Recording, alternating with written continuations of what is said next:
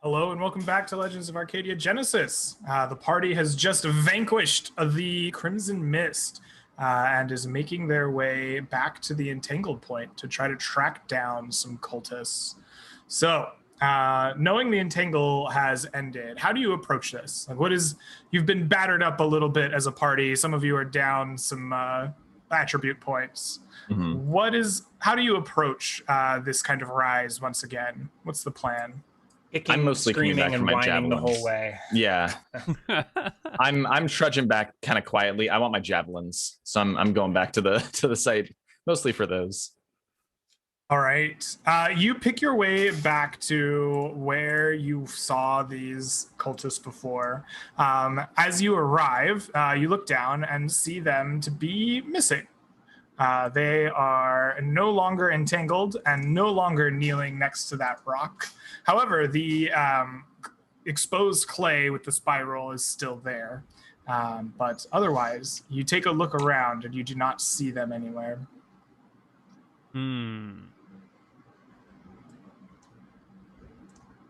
Are my javelins still there? Are your javelins still there? Did they take my javelins when they ran off? Your javelins are still there, yes. Right. You can reacquire both of the javelins. Look, where'd they go? Should we be tracking them right now? I'm not in a good way. I think our ranger's not in a good way either. I think the entire walk back, Rook was limping behind you guys saying, "Why are you going back that way? We'll die." I think like Rook and Hugo are just like drenched in sweat, trudging along at high encumbrance. But Rook now has 3 charisma, so I don't think anyone is listening to a word he says. I'd like to scoop a little bit of that clay into like my bag, like one of my herbalism bags, just to examine it later. Absolutely. So I think Koibu and Ren make it to the site first, and Rook and maybe Hugo are like limping down the hill after them. It becomes clear that there's no more threats, at least in this little gully. It is quite clear that there are no more threats at the moment. So Rook will limp down and attempt a tracking check. All right, please do. I'm just gonna roll it and then maybe role play from there because let's see, half of 15 rounded up is 8 wisdom, making my tracking unsuccessful. So I think Rook goes through the motions, but his heart isn't in it.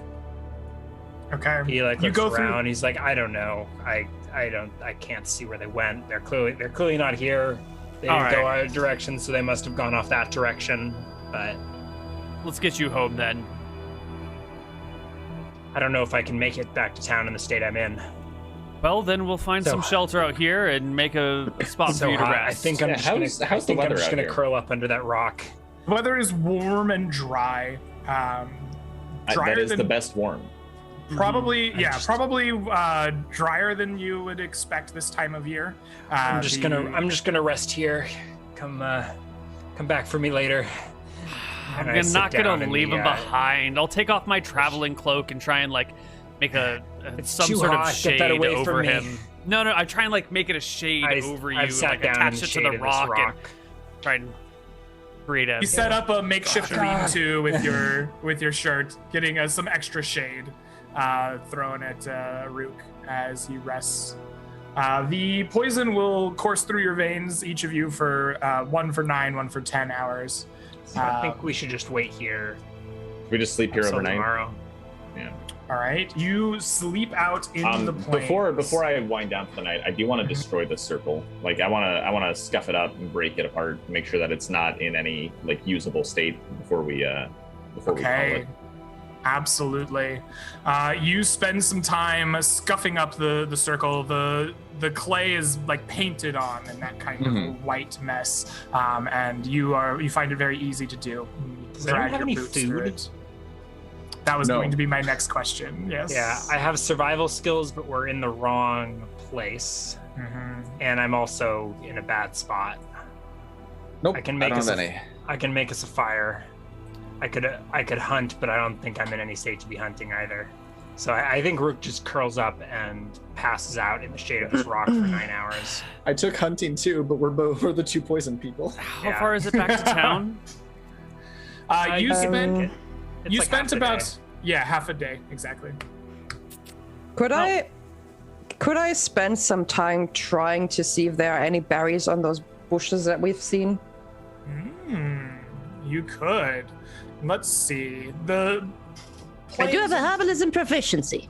The plains are dry, and you're a druid. Let's just see if there are berries on those bushes or not. Indeed, in fact, these bushes do carry some small tart berries. They are those ones that you've seen in the desert that only get about yay big, and they're not very fleshy. And in fact, most of the people know that you don't really eat them. They don't have a lot of sustenance to them, but they're not poisonous, and they are on those bushes. Excellent. I'd like to collect some of them, and then I return back to the party. And I hold the berries in my one hand, and I have one hand around my walnut necklace. And so, well, it's not much, but it's all I can do for today. For now, we should be fine, but tomorrow we really need to get out of here. Is that a good berry spell, or are you just giving us these shitty berries? So, and as she extends the berries out to you, and when she opens her hand, they are clearly a different color than they were before. Now they are a nice reddish color. Where did you find those? They're so delicious. Well, I feel sustained. Nature helps those that help nature. How many can you make? 2d4. Yes. Should I roll? Did I find 2d4 berries, Greg? Yes, you can make as many berries as your roll allows. Right, I'm gonna roll for it. I make 8 berries. Nice. We're safe. 2 HP each. Yeah. You can regain 2 HP each and be sated for your night out here in the plains. Excellent. So we know that after the berries are gotten and acquired, that Rook and Hugo are sleeping it off, trying to let this poison run its course. What does Koibu do during this, afternoon that you're spending out here in the plains? I consider going back to get help or supplies, but by the time we got back, it would be tomorrow afternoon, and then we could probably just walk home by then. So instead, I'm going to take some time to inspect this magic circle a little bit more, see if there's anything I can figure out about it. I am a spellcaster, of course, as you've noticed with all my longsword attacks. So I would like to see if there's anything interesting, anything obviously magical about this. And I will start my investigation with a detect magic spell. Absolutely. So I will take some powdered crystal dust. I will line it up on the edge of my blade in a nice thin little line and do a quick snorting line of crystal dust off of my sword, and then as my eyes fluoresce and glow brightly, off of your sword, you line up the crystal dust on your long sword. Well, I need a nice flat surface where I'm not going to waste any dust. I can't do it off of a rock. I don't want to just inhale random dust. How practiced are you at snorting dust off your? Oh, he does that all the time. Are you really good at not cutting yourself as you go? Of course, yeah. I mean, I know. I got it. So what you do? Okay, the blade has like a rise in the middle, so you put it on one side and then you snort from the other side. So you're not running your nose along the blade. You run your nose along the middle section of the sword, so you're not like risking cutting yourself anywhere. Okay. I know what I'm doing. Shouldn't it have like a bloodline in the middle? Like, isn't that some usually swords actually? Some swords have blood grooves. Some swords go out in the middle. It depends on the make and style. Well, if you're snorting your powder, I suggest you should get one with the line down. Next time. A blood groove for when he cuts himself. There's somewhere for the blood to run. I'll make sure to come to Ren for all my drug uses in the future. But for now, I'll do it the way I described it. If you need any counseling, get out. All right. You cast your detect magic, and you look. Whatever magic was once here, seems to have dissipated or is gone. You don't give any glow of magic, though you're quite certain that magic has taken place here at some point. The spiral is now scuffed and broken. The shoe marks of your companion have eradicated most of it. What you do recognize as you investigate this is like the remains of ritual magic. I mean, you may not be the type that you practice, but you are an inventor of your own magics and have written your own spells. And so you are familiar with this kind of need sometimes for an extra focus, an extra bit of channeling your magical powers in a certain way. You recognize this to be the same type of mark that was found upon the beasts back in the carnival. There it was identified as an open spiral of Ponos. You think that perhaps the magic that was in play here may not be arcane in nature, but of some other variety. So what is this marking in the ground? Is it just like a discoloration of the ground itself, or is it a separate material that has been laid upon it? It is a separate material. It's like paint. I taste it. What does it taste like? Ooh, it tastes chalky. Like it reminds you of like eating chalk. Like if you had a really bad stomach ache and like maybe you had some poison and the local wise woman gave you chalk to settle the stomach. That's the immediate taste you get. But it's thick. It's viscous as well. It feels like it's chalk mixed with something that you can't identify. Is he snorting crystals and eating magic circles? Look, I'm a mage, okay? Don't judge me. When you go like rolling around on the ground and sniffing the dust, I don't judge you for being a dog. Don't judge me. You absolutely judged him. Okay, so I might have judged you, but you should be better than me, okay? Don't set your standards at me, set your standards above me.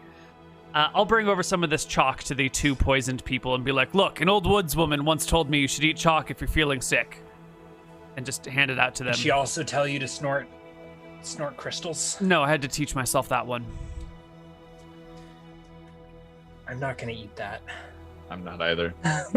I will sweat it out. I put some of it in a pocket of mine for later inspection. And at this moment, I'll also gaze across the party because I have another round left with Detect Magic and see if the party's got anything magical on them. Rook has a magic item stashed in his pocket.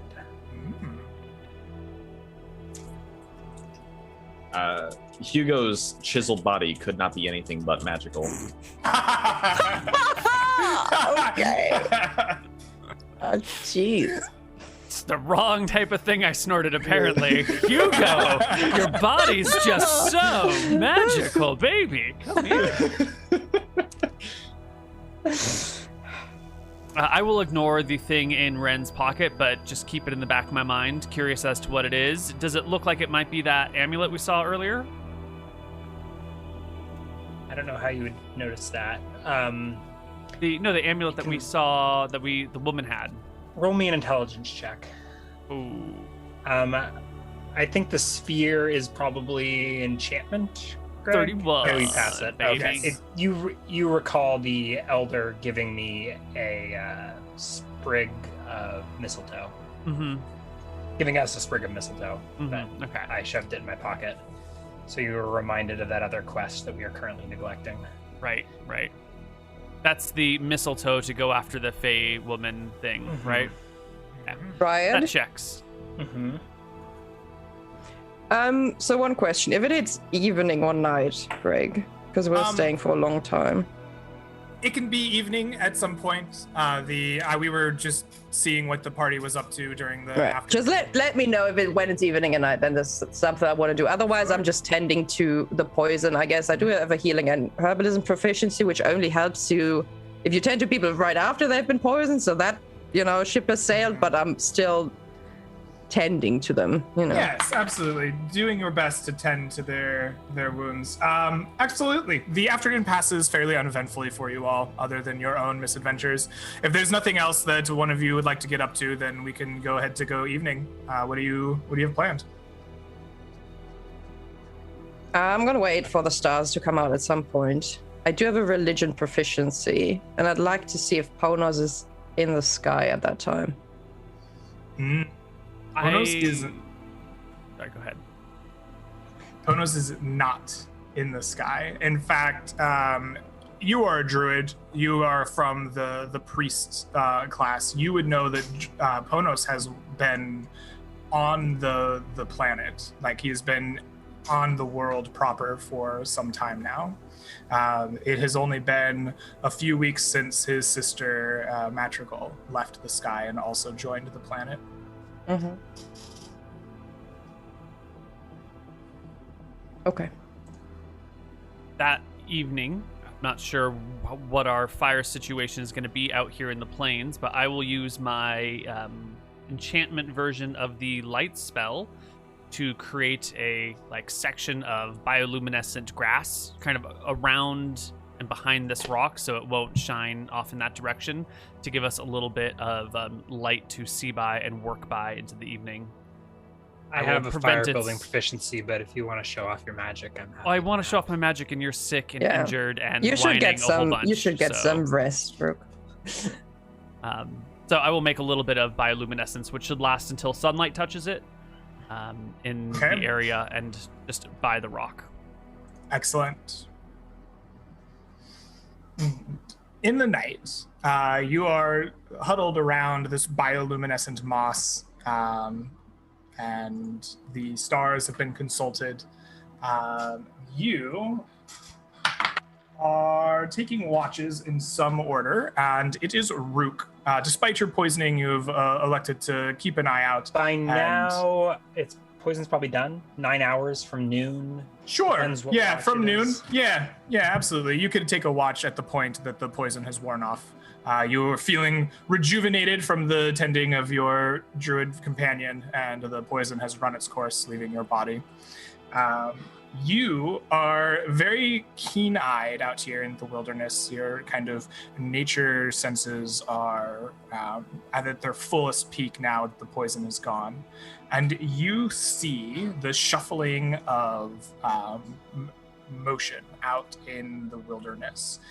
There seems to be a small pack of some shapes, small and low to the ground. You get the feeling that they're hunched down low to the ground as if they were hunting. They remind you of almost feline shapes at the edge of your vision. What do you do as you notice this? I slip 10 feet or so away from the party to get away from the bioluminescent moss, disrupting my night vision. Taking my bow with me, stringing it, readying an arrow, and watching the shapes.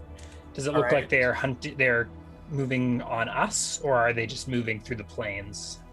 You step away from the bioluminescent moss, and you notice with the starlight begin to see them more clearly. These are 4 greater cats in the plains, each of them low and down and hunting, their noses sniffing out. They seem to be following the scent of something, and while you can't quite tell if the scent is yours or not, their general direction is in your vague vicinity. Are they normal cats?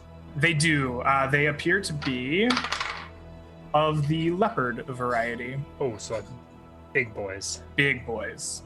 I will relax my bow. Mm-hmm. And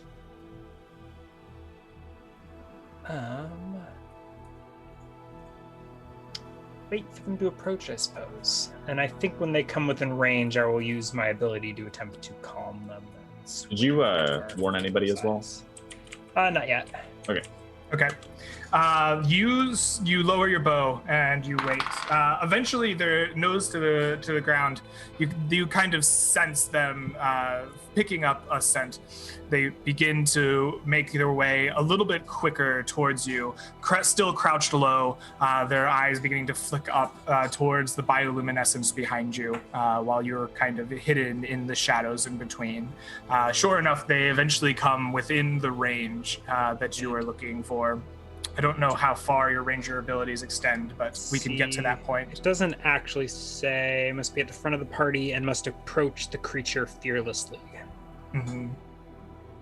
They get close enough that you could easily walk forward and approach them. I will step out a little ways from the party. I don't know, exuding my natural pheromones or something to indicate that I'm non-threatening, and they make a save versus. Okay. Save versus rods with a -1. Save versus rods. Oh, I've written down a bunch of saves, but I don't have save versus rods. Rods, staves, and wands. Okay. Category. All right, let's roll some dice. The great cats.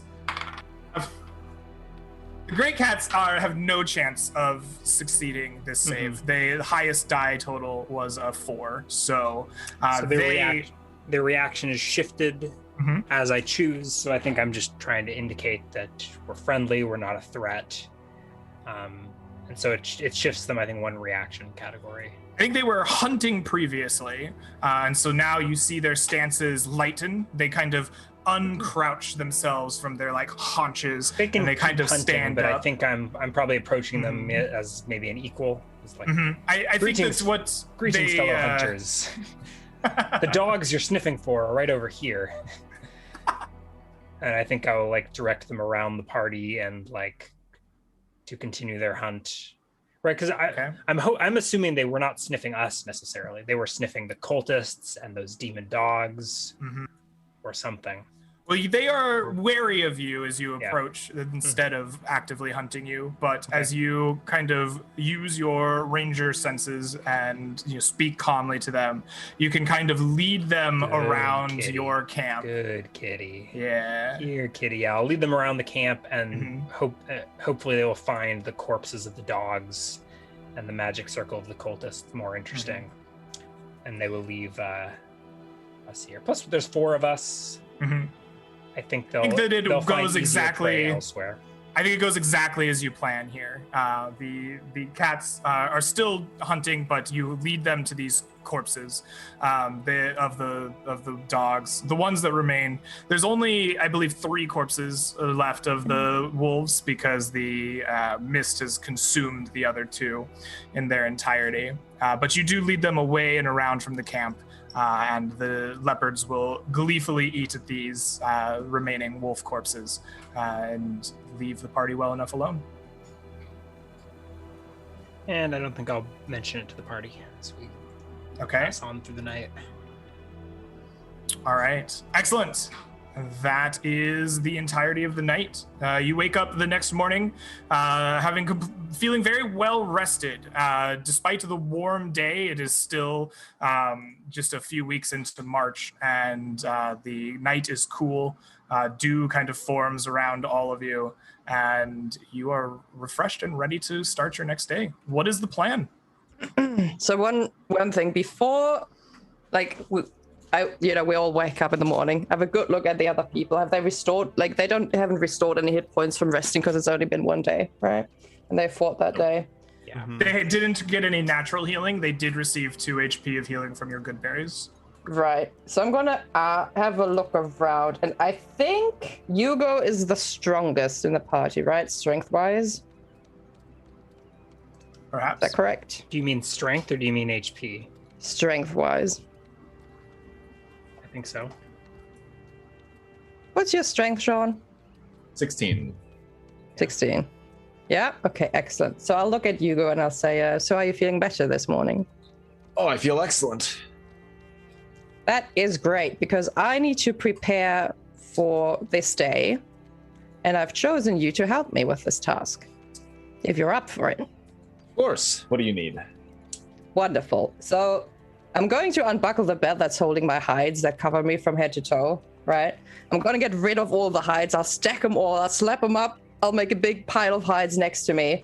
So Ren is standing there with nothing but brown bandages around her chest and a pair of, brown linen shorts, right? And if you look at her, she's from the neck down, she's covered in really, really deep scars. Her shoulder looks like some giant animal just almost took a bite out of her. Like you can see the bite marks all going down here and around her shoulder. And she has massive scars on her back, which you usually can't see because she's like wrapped up all the way up here. And her face is all, counselor-like and presentable, but the rest of her clearly is not. She's not a particularly strong woman, but she looks at you with a smile, and she like puts up her fists, right? Tucks her thumbs between her fingers, and she's like, "Okay, are you ready to spar with me? Because this is how I prepare for the day." I'll go ahead and take off my my armor so that Ren isn't punching into scale mail. Oh, you can leave it on. I don't mind. Mail, I think. I'm just not able to use any of this, I say, and I point towards the armor. I'll run through some sparring. I'll make sure that Ren knows about light contact sparring, because I don't think we should be going all out on each other here. But yeah, well, I mean, you are the expert. I think we shouldn't get too injured because we still have to travel for today. But I'm taking this very seriously. I'm letting you know. Yeah, I will. I'll spar with you. that's Excellent. fine. Excellent. Yeah. So I guess that's the way how Ren memorizes her druid spells. Is in the morning she either works out or she finds someone to fight in the morning. To focus on what it's like for that druid fight club. Hey, rule 1: we don't talk about druid fight club. All right, excellent. You prepare your spells in the morning. Are you returning back to town? What is the plan now that you have rested up here in the plains? I suggest we go back. Why? What? Well, I should pass word along to the Lord and allow him to know that the situation is a bit more complicated than was immediately assumed. We should let the gnomes know that they're free to go, because I'm quite confident that they were not involved, but were rather infiltrated by a couple of fake carnies. That makes sense, but shouldn't we at least try to get a direction or a heading based on for where they're headed? Yeah, the trail's fresh. I'm not going to let those. Is the trail fresh? Dogs it was fresh yesterday, and you couldn't find anything. He was disabled yesterday. He had taken some poison. I might be able to give him a chance today. All right. The other issue is, do we have any supplies for this journey? As much as I understand your desire for expedience, would it be a good idea for us to be tromping through hot, dry terrain without any water or food? If we traveled a day away from town, we can go a quarter day away and follow this trail for at least 2.5 hours and still be able to make it back home tonight. They're absolutely going to be further than 2.5 hours away, though. I'm going to attempt another tracking check at this point. Maybe it can give us some information. My stats are better, but I think there's a -1 for how long it's been on top of any other situational modifiers. I should be able to find where that cultist fled. There's only a -1 for the day. There's also a penalty hours. for re-attempting the check. He didn't re-attempt it. I actually think you can attempt it's like you can attempt as many times as you want or something. I think it's twice. Okay. Once the tracker fails, another check can be rolled after spending at least 1 hour looking for the 28, even with a bit more penalties, you're not going to get -8 worth of penalties out, I don't think. So you eventually do find these tracks leading actually southwestward once more.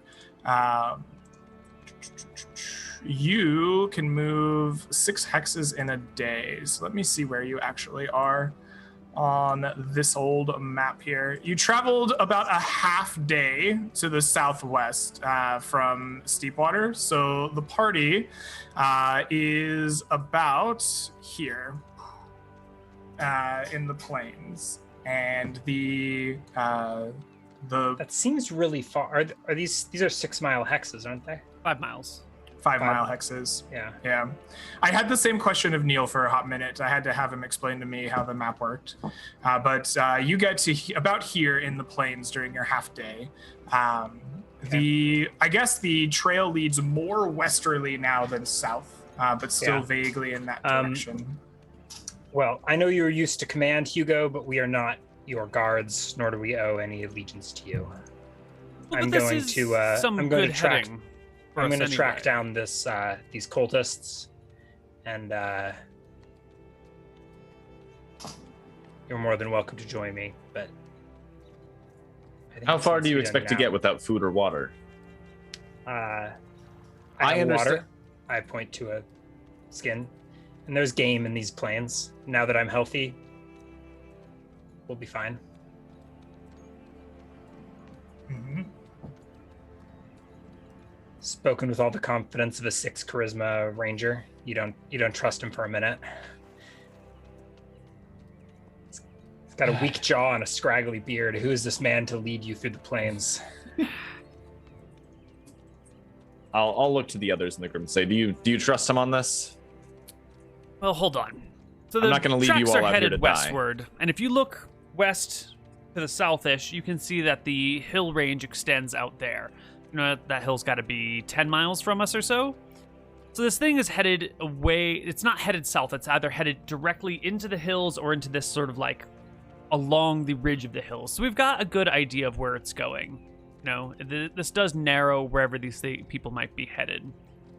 If we're truly intent on finding them, we're going to need some supplies, unless Rook thinks he can feed 4 people indefinitely. I look to Rook for... As I recall, survival lets you scrounge food to feed 1 person, right? Too metagamey. But if we're going to metagame, my survival skill is for the woods, and we're in the plains, so I think it does nothing here. I can hunt, which it sounds like you can as well. Mm-hmm. Good berries would probably be our best option. Bigger issue is I don't have a water skin. That's a mistake. I have a water skin. Anyone know these and lands we're about to well reach enough? a river. Well, if we're going to be heading into a river, then we can get water. We can go a day or 2 without food, uncomfortably, but survivably.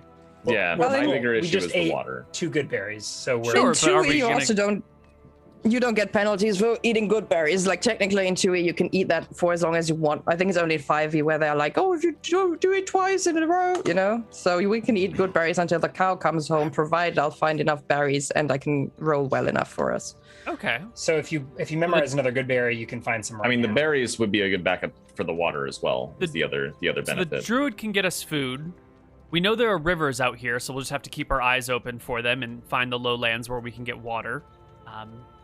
If that's possible, then we can proceed. Okay, Rook, lead the way.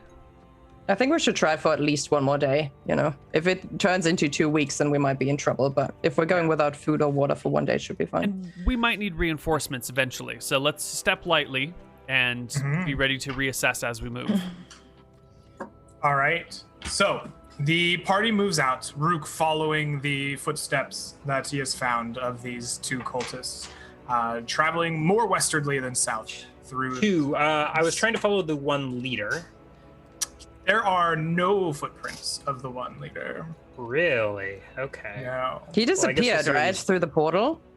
There was a portal? What it looked... There was like a slice, right? Like a slice he walked through in the air. Mm-hmm. Oh, my.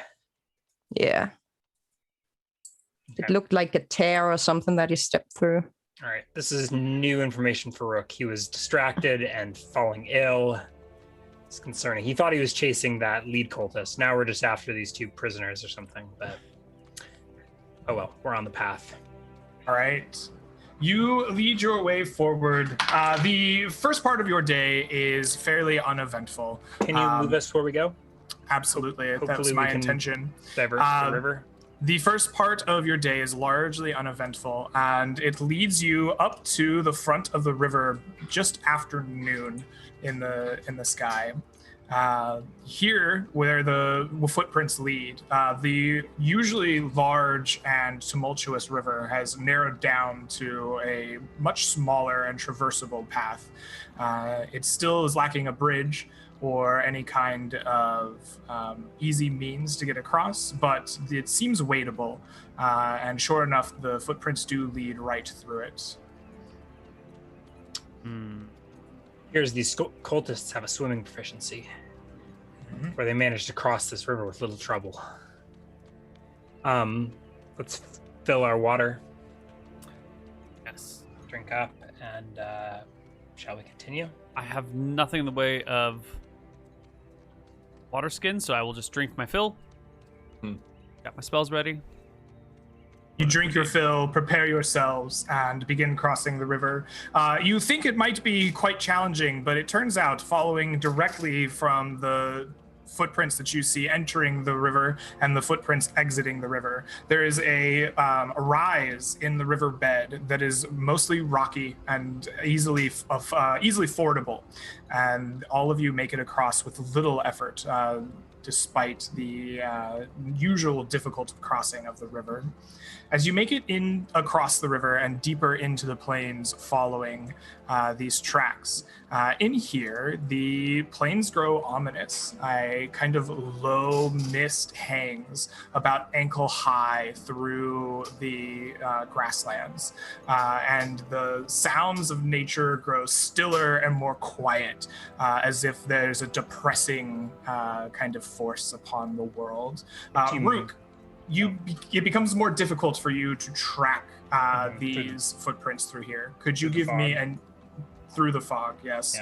Yeah. Could you give me another tracking proficiency check? This time at a cumulative -3. I didn't make the penalty, but that's okay. 26 should still do it. Rook is a master of tracking. You do not lose the way. To Ren, Rook says, "What do you make of this place? This feels wrong, unnatural." I'll gently touch a plant and I'll say, I don't know what it is, but this place is weeping. I can tell. I don't know what for, but this is not good at all. Nature suffers. So you continue on, leading through most of the afternoon, picking your way carefully through the plains, eventually finding yourselves in the late afternoon, facing this hillside. You are probably some few thousand feet away as you peer at the hills, but it becomes very clear to you that there's something very wrong about the hill that you are looking at in particular. The hill itself seems to almost be fashioned in like the shape of a skull with a yawning open mouth, and through the open mouth there's a dark yawning portal deeper into the hills, and from it flows forth a deep and opaque mist. The ground in front of you is no longer ankle-deep mist and fog. It grows and billows out. You would have to step entirely through it in order to traverse the remaining ground into this new hillside. In all my years of studying magic, I've come across this sign many a times. It means danger or death. I say, pointing to the skull. Impressive. Mm-hmm. Thankfully, we have your magical research to guide us. Mm-hmm. Don't worry, I have our backs. Clearly, this is the cultist's lair. I suggest we hold off on entering. We're weak. Round at the party's wounded. HP. I propose we set up camp here. Post up outside of their entrance. For a week? Seems like a bad idea. As it takes. I don't think we need a week. I can try to tend to you quicker, but I might need an extra day.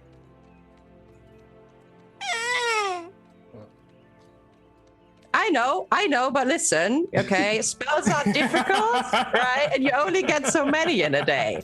So sometimes it takes a little long. I'm sorry. I know it's bad, but I'm trying here, okay? No, you gotta be patient. You saved my life many a times, Ren. Take your time. I'll gladly do it again. Tomorrow I can get a spell to allow someone to maybe get a closer look at what's inside there. But we'll have to wait. Well, I do have one more Cure Light Wounds for today. I can prepare more healing spells for tomorrow, and we can do some scouting then. Did you do any good berries today? Well, I have to roll for them, right? Can I find any berries in that day, Greg, or do you want me to roll for finding them? Well, you started near those bushes, right? So right, I could have just we can picked assume some that more. you collected the berries there, and you can I'm gonna find enough. Another for roll your d4. Mm-hmm. 3, which is not enough. I will attempt to hunt. I think I could go along with So here's my question. Did you hunt before you crossed the river, or have you hunted in I think this, after. I think we reached this entrance, and my suggestion is that we like post up outside of their entrance and like stalk the area.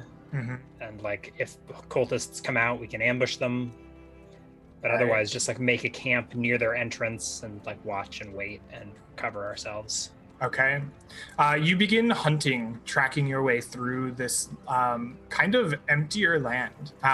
Please make me a hunting check at a -5 penalty. Hugo, are you coming with, or am I going off and doing this alone?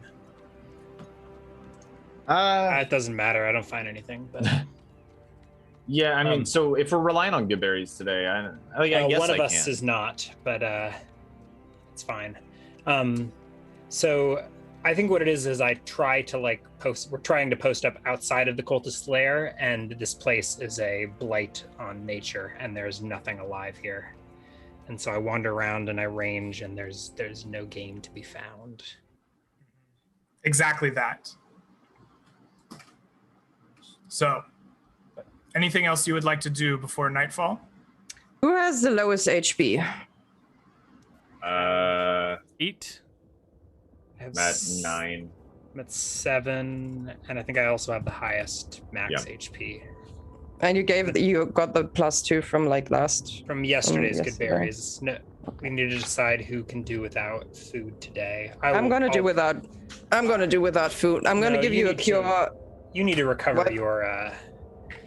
I'm not sure if that gives a penalty. Does it give a penalty for learning spells if you haven't eaten in a day?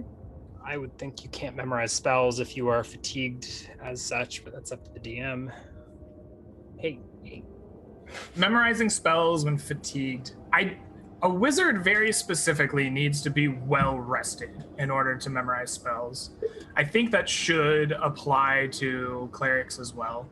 Although I don't remember specific texts saying otherwise. Would food be enough of a detriment after one day? Or would that be more of like because like you can last longer without food than you can without water, Goodberry also feeds you for 24 hours, and we ate them in the evening, right? So it's like I'm only starting to get hungry now because I was fed for 24 hours, right? You ate 2. In theory, you could have saved it and eaten it for breakfast or something. I think that that's reasonable. I'm not going to try to take away your spells here at the moment. I do think that there needs to be some amount of penalty for not having food and water, though, right? Like when you're traveling about, yes, you can go without food for a few days, but it seems awkward to say, oh, well, you didn't eat anything, but you're totally fine adventuring wise the next day. I'm saying for like the short term, I think it's fine. But if you're going for like a week, that would be, it's stretching it. I think it's fine. You did cast good berries. Let's say you saved one and ate it for breakfast that morning, and you're okay. Go ahead and memorize your spells. And I'm gonna roll the d8 for Ryan's healings, which is a 2 again. So you're getting 2 HP, Ryan. And for tomorrow, I'm just gonna take 3 cure light wounds and 1 good berry. I think we've set up a camp somewhere near the entrance to this cave. Hopefully, like, I don't know if we can find a hill that like overlooks the cave. So like, I think you're you're nearby kind of like these range of hills. I think you can find at least a rise in the plains. The few thousand feet in front of this kind of skull-like entrance in the hills is dense with fog higher than you. So you're at least making camp that distance away. Okay. And then do we all eat a good berry except for... I believe that is exactly what you do. Okay. All right. So night falls, the stars come out. You're getting ready to make your camp, maybe take some watches, begin sleeping it off. As the first stars come out in the sky, you hear a deep and low blow of like what would be a horn resounding from the direction of the cultist camp. And in response to this horn's blow, the fog rises. It seems to be flowing forth from the mouth in greater volume, and it begins extending, reaching out, filling this entire valley between the two rivers. The 4 of you are plunged into this magical fog as night light comes. I need all 4 of you to make me saving throws against spells. Is this mind affecting, or is this something else? This is mind affecting. Yes. Okay, should have a +1 to this from wisdom. Absolutely. And I bet it doesn't matter. Botched. It's not charm or sleep, is it? Oh my God, Hugo! It is not charm or sleep. This section? Damn. Hold up. All right, hold on. Getting squirmy. Rolled What? a 1. No, it didn't roll it for some reason. You see that? It didn't actually you need roll. to slash roll 1d20. I literally clicked it. Yeah, well, there's no saving throw. I guess on I your didn't character add sheet. my saving throw in there because I was a lazy bastard, is what Neal's trying to say. Yeah, No, you didn't fill out your sheet, and so it didn't roll Yeah, properly. I'm an idiot sandwich. 11. I think that's a fail What's for your you. save, though? I think that's a fail, too, but Yeah. I don't think believe anyone so. has 11 spell at level 3. I have no idea where it tells you the saving throw. Fucking. It's in combat chapter, or I think it's on The DM screen. DM screen. Oh, I should probably get a DM screen. That would be really cool. Here is those in the Super Combat saving throw. Character saving priest, throws. it's 10, 14, 13, for- 16, 15. Yep. You will fail. So, the 4 of you all fail your saves. The mist overcomes you. Each of you begin experiencing visions of the most immense suffering you can imagine. Koibu, what is it that makes you suffer most?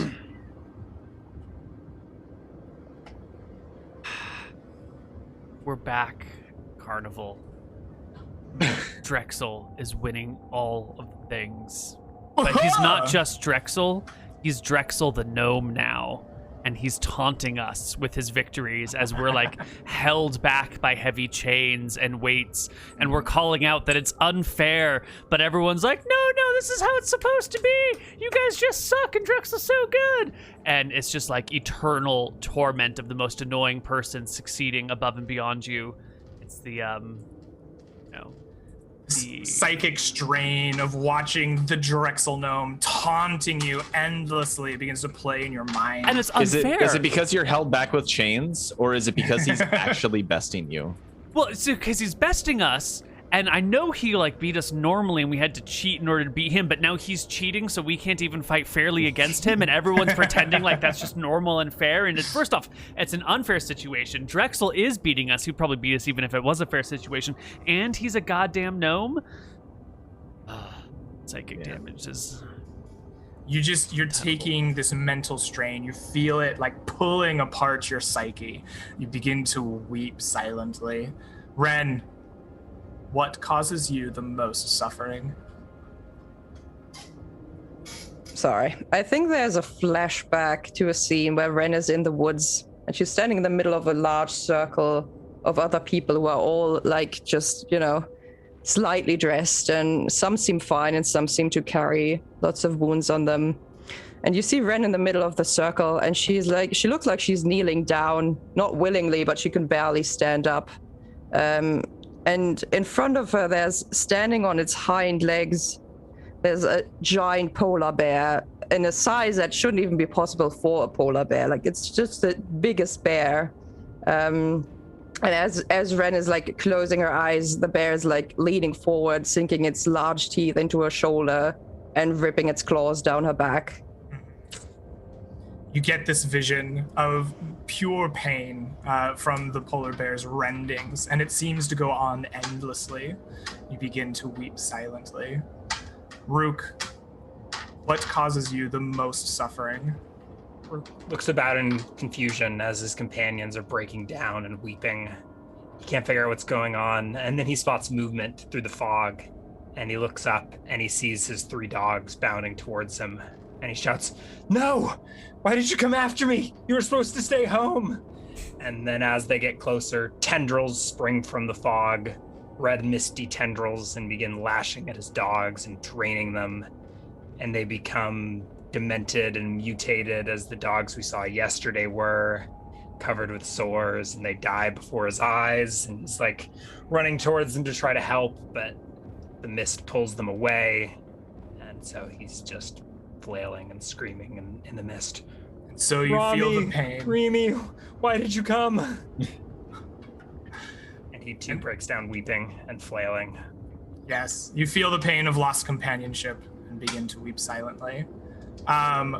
Hugo, what causes you the most suffering? I think Hugo sees himself being shamed and stripped of his position by the Lord, being shamed and shunned by the entire town, and eventually leaving as like an outcast and an exile. Just kind of living a life of I guess like irrelevance would be his biggest fear. Excellent. You feel the pain of isolation and shame and begin to weep silently. The four of you are rocked and racked by these visions for some time. Eventually, your visions are interrupted. Each of you in the midst of them, as they replay in your minds over and over, you see two things: movement, something outside of your visions, stalking, coming closer, hunting you malevolently, invisible to your eye, but you know that it's there. It swirls about in the mist. And the second, a light, bright, but far away, a pinpoint, a mote somewhere in the distance. What do you do?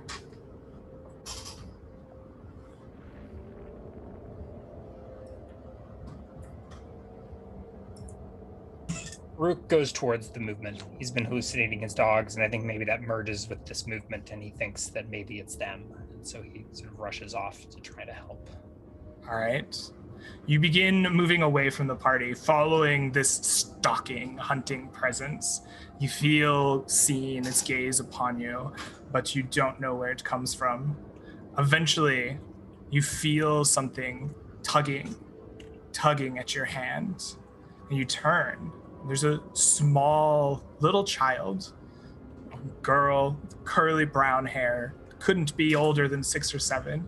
She smiles up at you. Are you lost? I think so. Are you lost? How did you get? This is not a safe place for any mortal. Oh, who said I was mortal? Here, take my hand. Have you seen my dogs? Don't take her hand. Reaches out and takes her hand. She takes your hand, and as you take this small girl's hand, your mind clears. The visions of the dogs leave you, and you realize now that you are just in this mist alone with this girl. You've wandered away from your party, and she looks up at you. She says, "Let's find your friends. Come on." Koibu. Yes. I don't care about my friends. Where are my dogs? She says, "Kneel down here. Come on." And she kind of touches your forehead. And in your mind's eye, you see your dogs eating happily at the kind of meat and stew that you left for them in their dishes back at your little shack just on the outskirts of Steepwater. They have a doggy door so they can get in and out as they please. Excellent. Okay. And she pulls her hand away. Says, "See, all hope's not lost. Perfectly safe. Come on, follow me."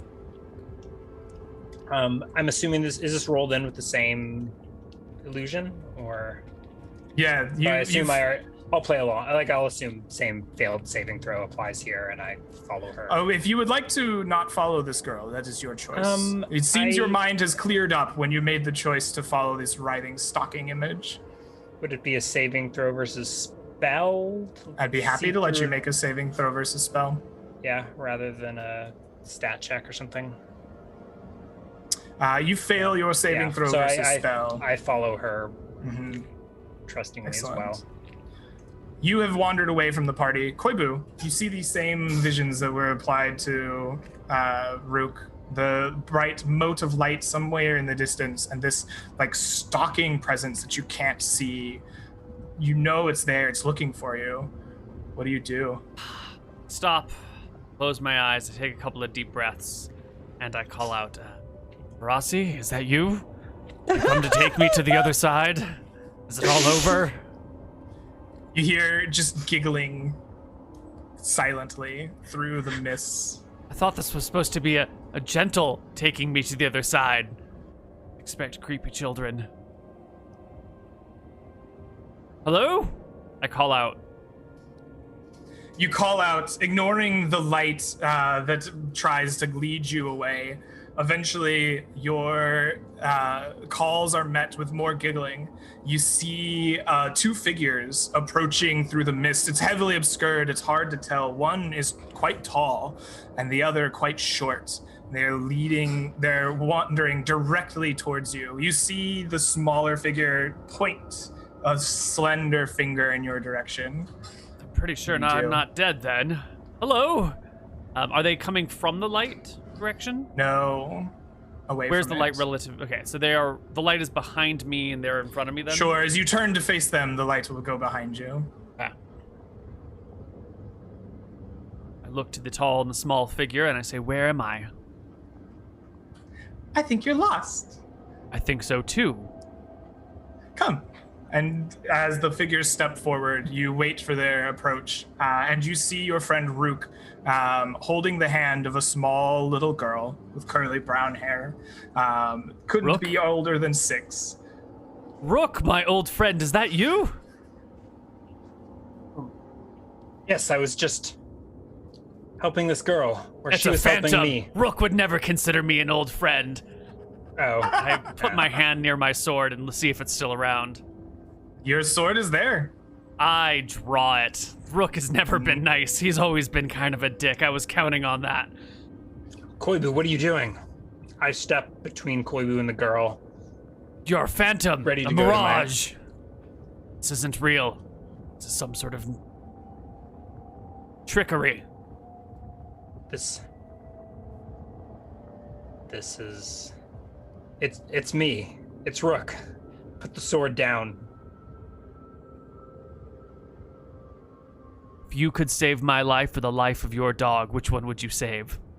Why do you think I'm out here and that I ditched you in the mist? I'm looking, I'm I'm for my confident I dogs. put my sword back away. Excellent. Okay. Have to make sure. With your sword put away, the girl steps up to you. Says, "Come, you're lost. Follow me. Take my hand. Let's find your I'm friends." sorry, young lady. It's uncomfortable for me to hold the hand of a small child I'm not personally well-knowing. This is just too awkward. I'm going to walk behind you from a great distance. Hold his hand then. And she points to your close friend. We will do no such thing. We will do no such thing. Please don't get lost. Stay very close. We're already lost. But I'll We're help you. already too close. Come, let's find your friends. She leads you away. Ren, you It's me. Feel your wounds digging into you from this polar bear kind of cease for a moment, and you get this impression of two things: a mote of light, bright but dim, hanging out, almost welcoming, beckoning you from far away, and this sense opposite it of something looking for you, unseen, unknown in the mist, stalking. What do you do? So I'm all by myself if I look around, yeah? Mm-hmm. Ren has heard about will-o-wisps before, but she was usually under the impression that these lights are moving in some way, but this seems to be pretty steady, right? It doesn't seem to bounce up and down. It seems to go steadily into one direction. Ren is going to take her scimitar, and into the next tree she carves a symbol, which is like this and this. It looks a little bit like an eye or like some oval that doesn't quite touch, right? And she carves that into the tree, and she puts one hand on the tree, on that very symbol, leaving her mark behind as she walks for the only direction that seems less dangerous than that stalking presence. So she starts slowly moving towards the light, I guess. All right, you begin moving on. The light becomes more welcoming, brighter, shines deeper. You seem to be more calm, and then as you keep going, the presence of something looking for you gets farther away. Eventually, you get into a bright place in the mist. All around you, you can hardly see, so if there's nothing there. And then the light reaches out. 2 great grasping hands, and they reach for your neck. The grasping hands reach with a 14 against your touch AC, and you feel them choking you. You just are out of breath. Your life is bludgeoned out of you slowly, and by slowly I mean very quickly. The dim bright light that strangles you slowly and very quickly at the same time. And by slowly I mean it does 14 points of damage. Oh my god! Goodbye, Red. All right, you aren't bleeding out. You go limp and unconscious, choked out by this creature. We'll get back to you. Yeah. Should have practiced some arm bars, shouldn't have? Yeah. Hugo, you are given reprieve from your feelings of isolation and shame, and you feel once again this mist all around you, a stalking presence looking for you unseen through the mist, and this bright, inviting light far away, a pinprick, a mote in the mist. What do you do?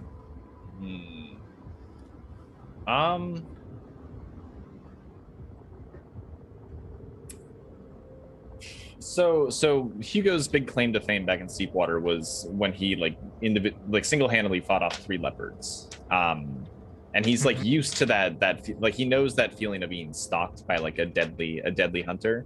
So I think like that light is like inviting and safety, right? I think he's gonna like make his way toward the light and like keep that wary gaze out, looking for that stalking presence that's following him. You continue towards the light, and you feel this like stalking looking presence get farther and farther away. The light grows brighter, more around you, until once again you're found in this kind of bright and almost blinding mist. The light all around you is too bright to even see, and then hands reach out, the light itself reaching for your throat to choke you, doing a touch attack of 10. I think that hits. Does that hit your touch AC? Does my shield benefit in a touch AC situation? I think it does, but I'm not sure. It does.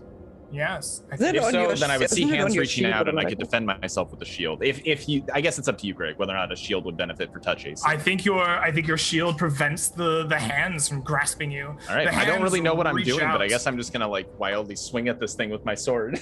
I'm gonna kill the light. All right. Please attack with a -4, as you cannot really see total. The thing assailing you. Yeah. So -4, -1. Okay. You cannot strike at it. The hands reach out again, attempting to grasp at you, this time with a 21. Oh boy. Yes. And it begins, you feel your life being battered out of you, choked, your breath coming shorter and shorter, as it does 9 points of bludgeoning damage. I think I might actually be up, because I went up to 9 after the good berries, and I had 1 more ish, so I'm at 1 HP. Okay. And I'm going to try, and now that it's got arms on me, I'm going to try and lop those arms off with an ordinary attack here, since I can, I assume, see those arms. Okay, absolutely. All right. Ooh, you hit it. All right, it takes 8, and I also get a second attack this round. Please make your second attack. Ooh. Does that hit? That'll hit too. +2. It takes another 7. All right. Does that break its grasp on me as well? It will break its grasp. You plunge your sword into something there in the mist. The bright lights wink out around you. You are plunged into darkness, but you can now feel this horrible presence nearby in the mist, unseen. Okay. What do you do? I think at this point I'm not going to escape. Like, I just got assaulted by the one inviting thing around me. I'm gonna get my weapon ready and take my last stand against this you deadly take your stalker. last stand. All right. The invisible force around you begins creeping in. You feel it cold and deadly up your spine. Eventually, you feel something reaching out. Invisible and unseen hands scrape at your neck with a touch AC of 12. It's just enough. It grabs you by the neck and deals to you 5. Oh no, that'd be a miss. I get. It gets 3 from shield. Oh, +3 from shield. No, Yes. It misses. It does not. You feel the scrambling and cold chill of hands grasping using the feel of my shield as a deflection. I'm gonna swing at where it was, would that still give me the blind fighting penalty, or is that? Yes. Okay. You cannot see this creature to fight it. -1. Oh, boy. No. All right. You are unable to strike it. Moments pass again. You prepare yourself. Eventually, you feel once again the cold grasp of the creature. It's really having a hard time grabbing you. You seem to be deflecting well with your shield, keeping it up around your neck. All right, I get 2 attacks. 14 and 12? The 14 and 12 will both miss. You strike blindly at it. That is with the penalties, by the way, for reference. Okay, perfect. The creature, you feel growing more desperate. It doesn't take as long. The arms grasp out again, lashing quicker and quicker at you. This time with a 14, that will get you. All right, and that's gonna kill me because I got 1 HP. All right, it does 4 bludgeoning damage to you, and you fall unconscious. The life choked from you. The other 2 of you are being led by this small girl. Eventually she stops and she looks around. She says, "Ooh, something bad has befallen your friends. I cannot see them anymore. Shall I take you 2 to safety?"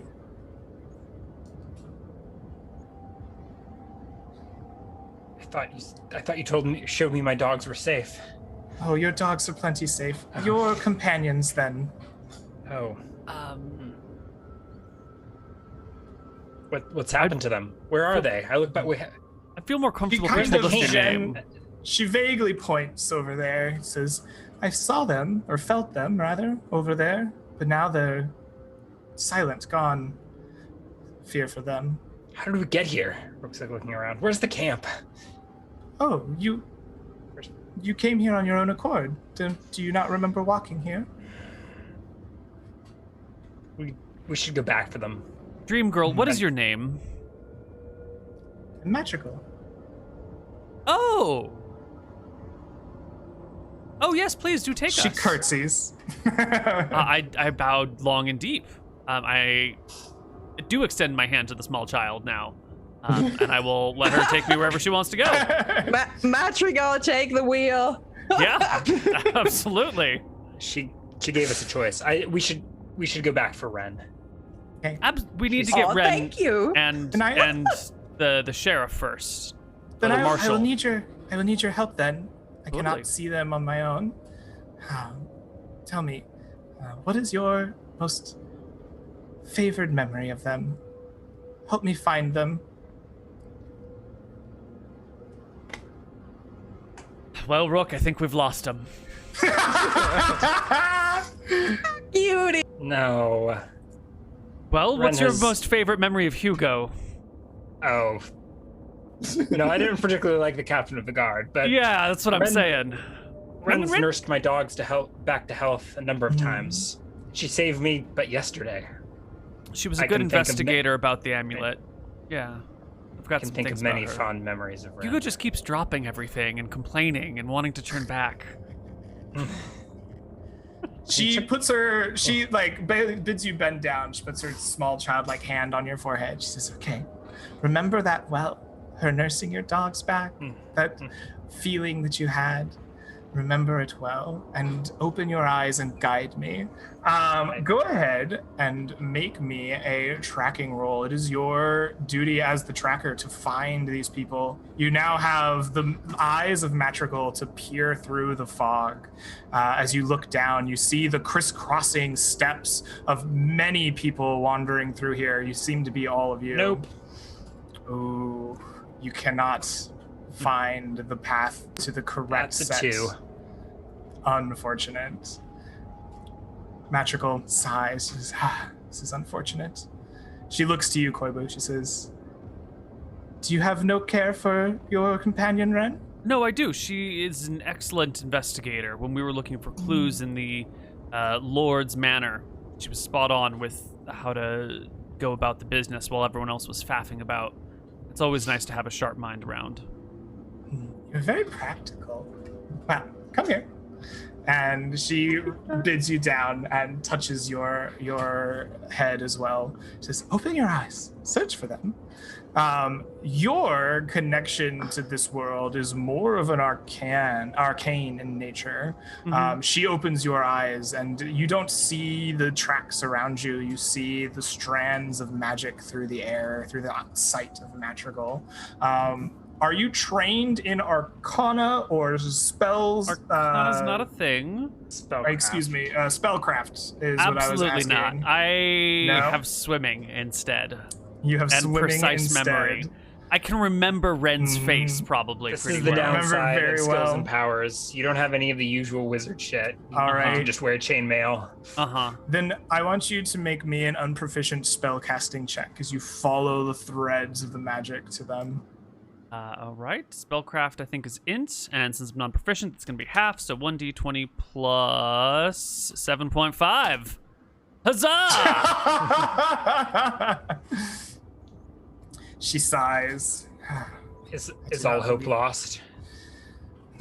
All hope is never lost, but we cannot find them tonight. Come, I shall lead you to safety. And she grasps both of your hands. And eventually, you find yourselves leaving the mist. Wait, hold on, Madrigal, hold on. Yes. You asked me to find Ren, and I tried to find her based on a sense of propriety and logic and utility.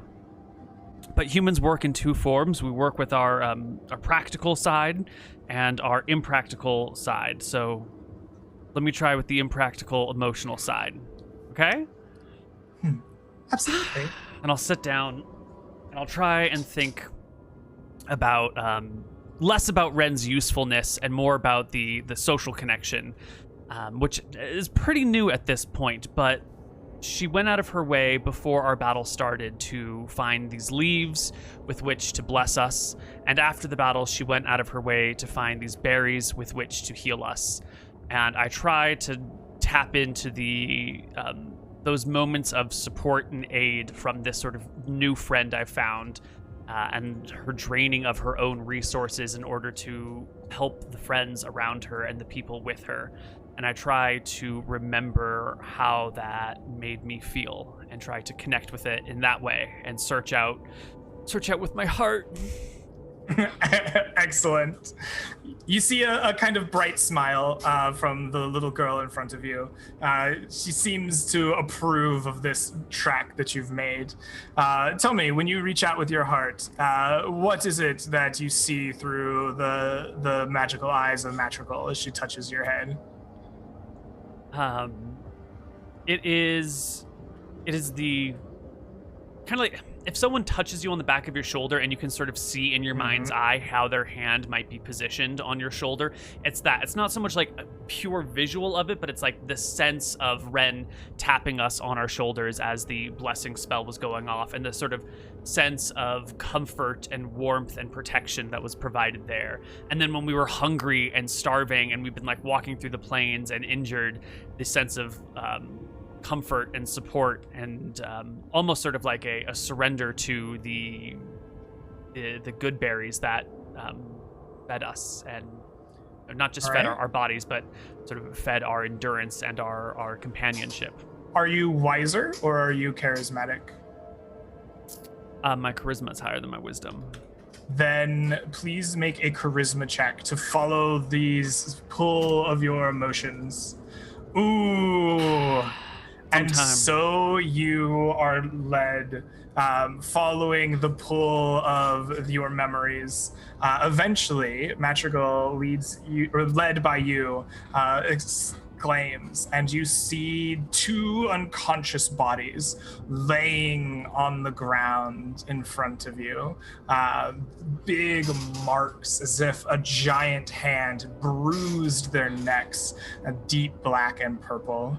Already in a state to be like engaging deeply with his emotions, Koibu will jump to the two fallen companions, these sort of like sassy, steel-hearted outer form of him slipping away as he runs over to them and looks to see if there's anything that can be done.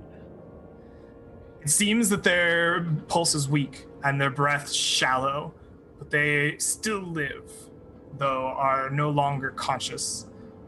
Rook, can you help them? Rook has also run and kneeled to their side. Heal them, Rook! I cannot. It's okay, I've still got some good berry in my belly. Hold on, let me puke it up. Let's get them out of here. That might be a better solution. Koibu starts baby birding them. How heavy are they? I think D&D's You can make a sled to drive. Oh. I think we have to drive them. Sorry. D&D strength is dumb, because like, I think I probably don't even have strength 13, but I could fireman lift a full-grown man and pick them up and walk them away. But well, because max press is how much you can carry over your head, right? Yeah. Which is that nice big fucking loophole that you can drive a truck through. Yeah. So, you are able to take their bodies away from here. Yeah, Madrigal seems concerned as she looks around the mist for a moment. She speaks some words in a language that resonates with you, like as if your bones themselves vibrated, but you don't understand it. And then she bids you to follow. Eventually, you two, carrying the bodies of your fallen companions, cross through like what must have been a river. You feel ice cold water rushing around you, but you are not swept off your feet. And you find yourselves outside of the mist in the dark night, with a little brown-haired girl smiling at you all. I'm glad we made it out. Is there anything we can do for you in return for this, Madrigal? I don't like them twisted up my brother, or at least his words. Anyway, I have a beast. My favorite beast, the Beast of Hope. Bright white horse, with a big horn on its head. I like it. Anyway, it has been captured and is held prisoner for its magical properties. This mist is the hunting grounds of one of my brother's favorite killers, a weapon that cannot be seen and strikes true fear into your heart. To dissipate it, find my beast, take its horn. If you conduct yourselves as true heroes, it should be no problem. My beast will willingly give it to you. And with it, you can dispel this mist. Okay. Does Don't your get beast have a lost name? again! And she pats you on the cheeks. It was a pleasure to meet you all. And then just begins walking off into the night away from you. Rook, you know how to track a unicorn? Rook looks to Koibu. You just look for the rainbow droppings, buddy. I don't think that's right. But Ren will know what to do. So, the two of you have your companions, and you are resting here outside of the fog. You see that it comes all the way up to the river. Should we take a break here and come back, or what is the plan? We're getting close to 2. I kind of need to wrap up here soon. Okay. Yeah, this is sort of our ending time. I think this is a great spot to come back to next week. That is when we will come back to then. Or not next week. Not next week. Yeah, another week. Another next session. All right. All right. Good job, Greg. Thank you very much. I'm glad we all managed to survive, and I hope we find a gnome in this area next session, whatever it is. Hiding out with his contraband goods here in the hills. Anyone have anything to say before we head out for the day? Oh, do you want experience? Yes. I would love some experience. Yes. How much does getting choked out by a light give me in experience? Failing to defeat the invisible stalker gives you no experience. Do I get any for killing the light? Damn. You did not defeat the invisible stalker. Darn. You were choked out by it. But you can all take home 215 experience points for combat and discovery. 215? 215. Okay. Are we doing individual experience? Yes, we did that last time, so we might as well do individuals. I would like at least 100 for convincing the hunting cats to not attack us. It's a use of your ranger power. Yeah, 100 would be the ranger power. I don't know if I would get any for like the cats themselves on top of that, but 100 seems fair. I don't know if you like defeated the cats in combat. I'm not going to give you Jaguar XP for 4 of them, but I'll give you 100 for your use of the ranger power, and then 100 for preventing, probably pretty fierce battle for the party. How many hit dice did we defeat? So we defeated the wolves and. So the modified wolves had 3 hit dice each, and there were 5 of them for 15 hit dice. Okay. You defeated 2 cultists that had 1 hit dice each with and an then the entangle mist spell. And the vampiric mist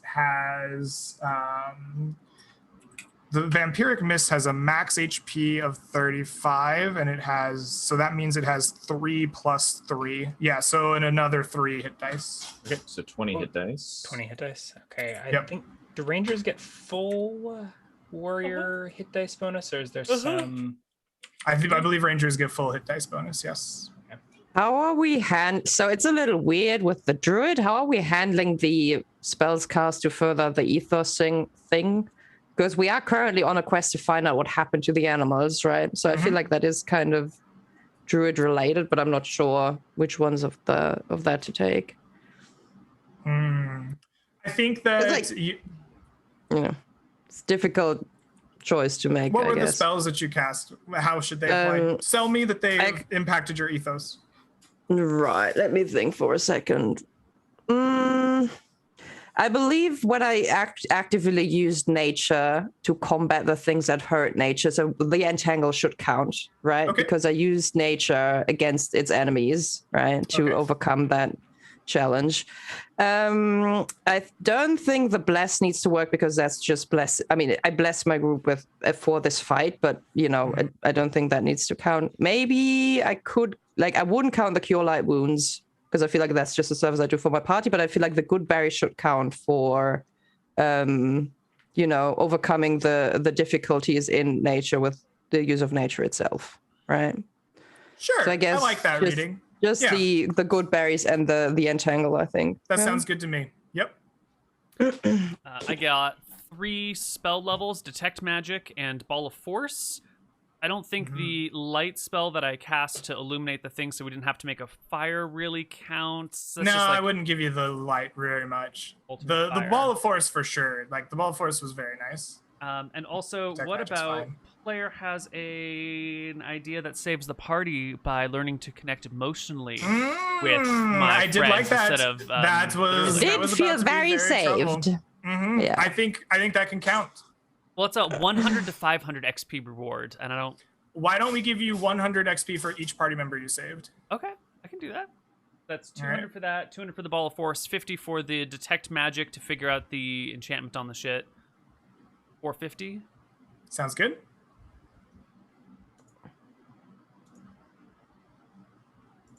All right, I think that'll wrap her up.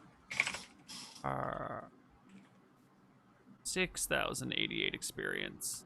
No level 4. All right. Well, that is it for Legends of Arcadia Genesis today. We will be back in a couple of weeks with some more stuff.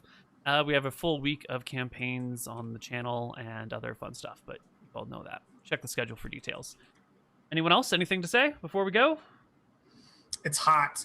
It's very hot. Go sit in the refrigerator. Yeah, turn your PCs off. Bye, everybody. Yeah.